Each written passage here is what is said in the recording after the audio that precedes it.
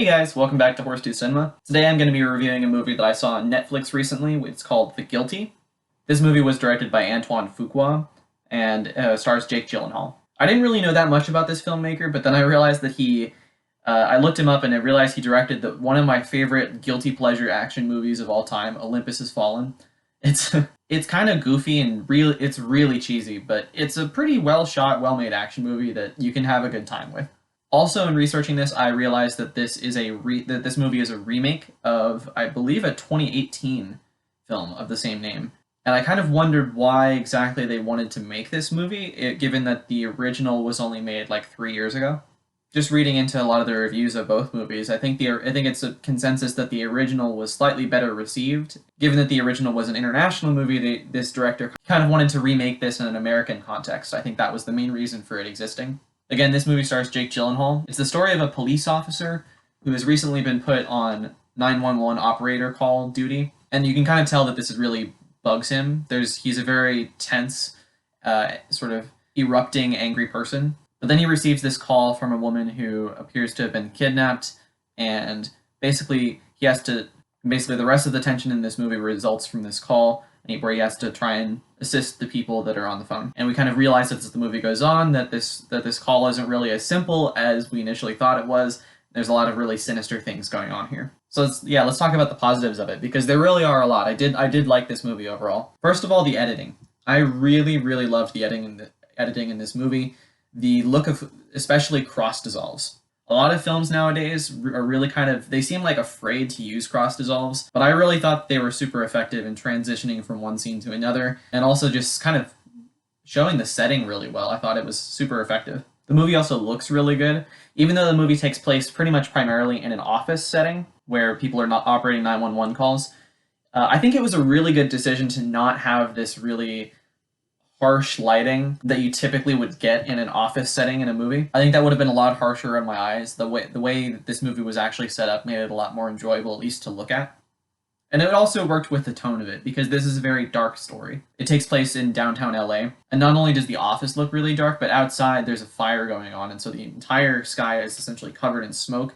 You can see this glowing orange from the fire that actually contrasts really well with the blue and black colors that they have going in the rest of the shots. Let's talk about the acting in this movie. This is one of Jake Gyllenhaal's best performances. I think he's one of my favorite actors. I'm sorry, Swifties. I know I don't really know too much about him as a person, whatever. But he's a fantastic actor. He plays a really troubled character that you're not. He's our protagonist, but you're not really supposed to like him. I don't think. Again, he's a troubled cop who did something really bad and has been placed on 911 operating call duty for it. And he really does a good job of giving the audience the sense that this guy should be like in prison, he should not be operating calls and trying to actually influence the results of cases.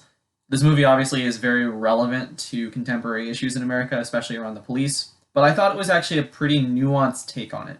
Because as flawed as Jake Gyllenhaal's character is, he's also very well-intentioned. Like, he actually does want to try and solve this kidnapping situation that he believes, but as the movie kind of shows, he ends up only making it worse with all of his efforts. And it was kind of an interesting argument in terms of the whole idea of how intentions play into our ethical decisions. Do they matter?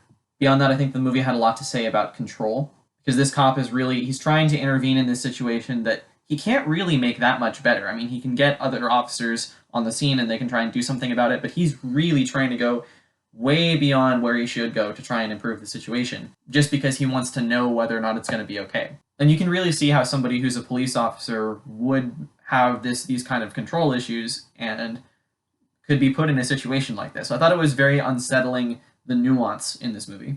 Let's talk about some of the negatives. So there are a couple of very emotional scenes that occur towards the end of the movie in particular, and some of them did just kind of seem unearned and a little bit out of the blue.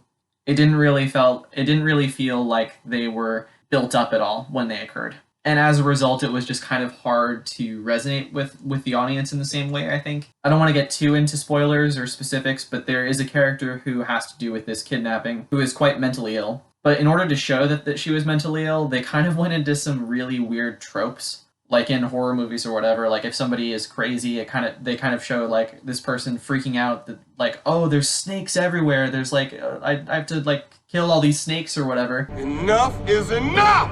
I have had it with these motherfucking snakes on this motherfucking plane!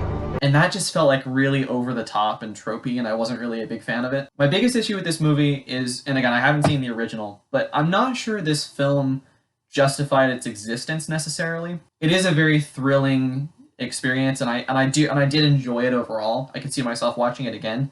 But it seems like its twist on this story is that it's kind of an Americanization of it.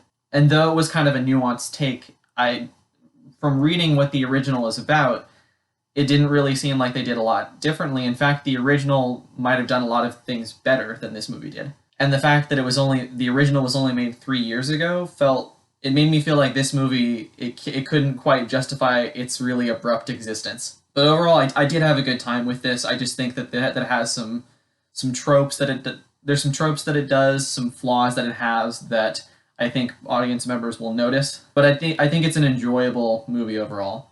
I'm gonna give it a B-. So that's my review for Netflix's The Guilty. I really suggest checking it out. If you guys like this video, you can like the video down below and subscribe. I've got a lot more content coming up for you guys soon, and I will see you guys in the next video.